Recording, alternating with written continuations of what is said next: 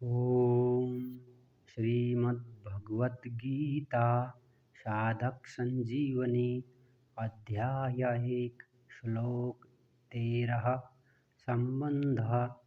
पितामह भीष्म के द्वारा शंख बजाने का परिणाम क्या हुआ, इसको संजय आगे के श्लोक में कहते हैं। ततः शंखाश्च भैर्यश्च प्रणवानकगोमुखाः सहसैवाभ्यहन्यन्त सशब्दस्तु मूलोऽभवत्। उसके बाद शंख और भैरे, नगाड़े तथा ढोल, मृदंग और नरसिंगे बाजे एक साथ ही बज उठे। उनका वह शब्द बड़ा भयंकर हुआ। श्लोक 14 संबंध। इस अध्याय के आरंभ में ही धृतराष्ट्र ने संजय से पूछा था कि युद्ध क्षेत्र में मेरे और पांडु के पुत्रों ने क्या किया। अतः संजय ने दूसरे श्लोक से 13वें श्लोक तक धृतराष्ट्र के पुत्रों ने क्या किया इसका उत्तर दिया। अब आगे के श्लोक से संजय पांडु के पुत्रों ने क्या किया इसका उत्तर देते हैं। ततः श्वेतैर्हयैर्युक्ते महति स्यन्दने स्थितौ माधवपाण्डवश्चैव दिव्यौ शंखौ प्रदध्मतु।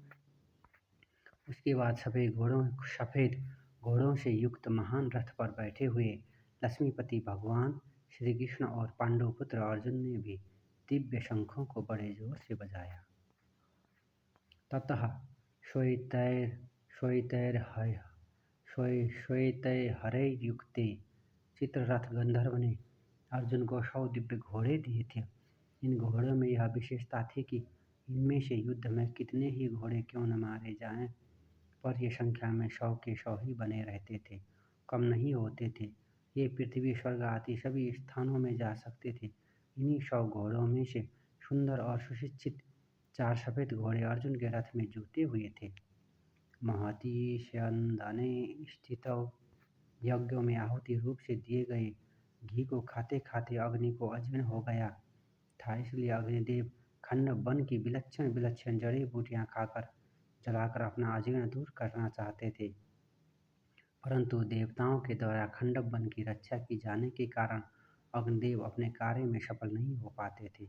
वो जब खंडव वन को जलाते तब इंद्र वर्षा करके उसको अग्नि को बुझा देते।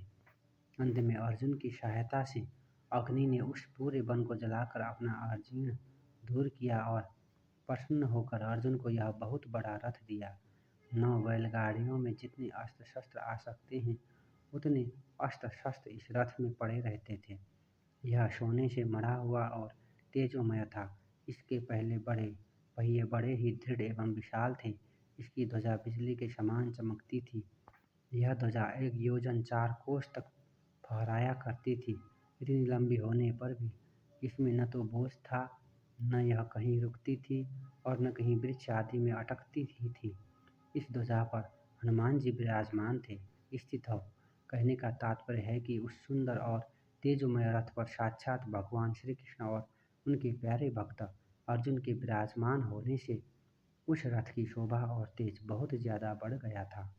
माधवः पांडवश्चैव माँ नाम लक्ष्मी का है और धव नाम पति का है, अतः माधव नाम लक्ष्मीपति का है।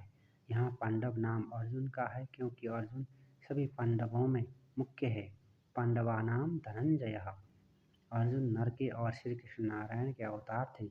महाभारत के प्रत्येक पर्व के आरंभ में नर, अर्जुन और नारायण भगवान श्री कृष्ण को नमस्कार किया गया है। नारायण नमस्कृत्य नरम चैव नरोत्तमम्। इस दृष्टि से पांडव सेना में भगवान श्री कृष्ण और अर्जुन ये दोनों मुख्य थे। संजय ने भी गीता के अंत में कहा है कि जहाँ योगेश्वर भगवान श्री कृष्ण और गांडीव धनुषधारी अर्जुन होंगे, वहीं पर श्री विजय विभूति और अटल नीति रहेगी। दिव्य शंख प्रदध्मतु। भगवान श्री कृष्ण और अर्जुन के हाथ में जो शंख थे वो तेजोमय और अलौकिक थे। उन शंखों को उन्होंने बड़े जोर से बजाया। यहाँ शंका हो सकती है कि कौरव पक्ष में मुख्य सेनापति पितामह भीष्म हैं, इसलिए उनका सबसे पहले शंख बजाना ठीक ही है, परंतु पांडव सेना में मुख्य सेनापति धृष्टद्युम्न के रहते हुए ही सारथी बने हुए भगवान श्री कृष्ण ने सबसे पहले शंख क्यों बजाया?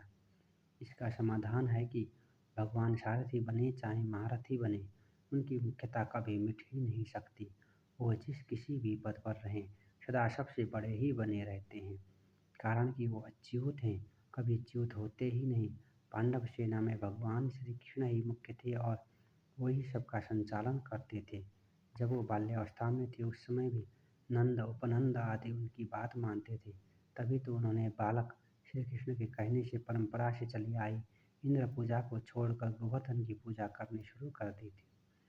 तात्पर्य है कि भगवान जिस किसी अवस्था में जिस किसी स्थान पर और जहाँ कहीं भी रहते हैं, वहाँ वो मुख्य ही रहते हैं। इसलिए भगवान ने पांडव सेना में सबसे पहले शंख बजाया।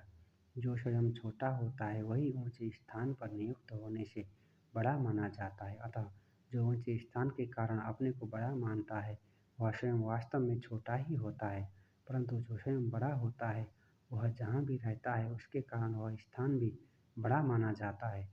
जैसे भगवान यहाँ सारथी बने हैं तो उनके कारण वह सारथी का स्थान पर भी ऊंचा हो गया। हरि